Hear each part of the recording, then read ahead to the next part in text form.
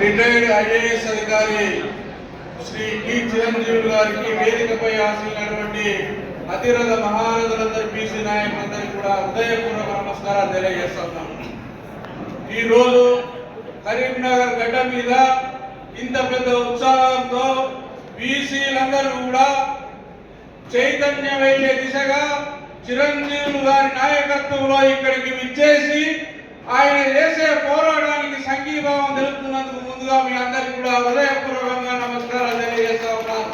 ఇదే చైతన్యం వచ్చే స్థానిక సంస్థల ఎన్నికల వరకే కాకుండా రాష్ట్రంలో జరగబోయే 2028 శాసనసభ ఎన్నికల వరకు కూడా బీసీ రాజ్యం రావాలనే ఆకాంక్షతో మనమందరం కూడా ఒకే కులంగా బీసీ కులంగా పనిచేయాలని ఈ సభా వేదిక నుంచి నేను మీ అందరికీ కూడా విజ్ఞప్తి చేస్తా ఉన్నాను.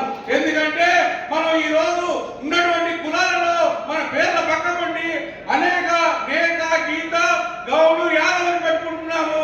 అలా కాకుండా మనం అందరం మన పేర్ల పక్కబండి బీసీలు పెట్టుకోవాలని ఈ సభా వేదిక నుంచి మీ అందరికీ కూడా నేను విజ్ఞప్తి చేస్తా ఉన్నాను.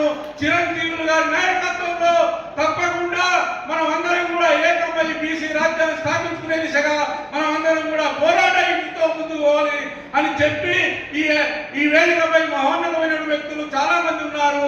అవకాశం నాకు 2 నిమిషాల కన్నా ఎక్కువ లేదని చెప్పారు కాబట్టి మీ అందరికీ సమూలంగా విజ్ఞప్తి చేస్తా ఉన్నా. మనం అందరం ఏకమై శక్తిగా ఒక యుక్తిగా మన అందరినీ కూడా కలుపుకోబోయేటువంటి చిరంజీవి గారి నాయకత్వాన్ని మనం అన్ని వేళలా బలపరచాలని మీ అందరికీ విజ్ఞప్తి చేస్తూ సెలవు తీసుకుంటా ఉన్నాను. జై బీసీ, జై బీసీ.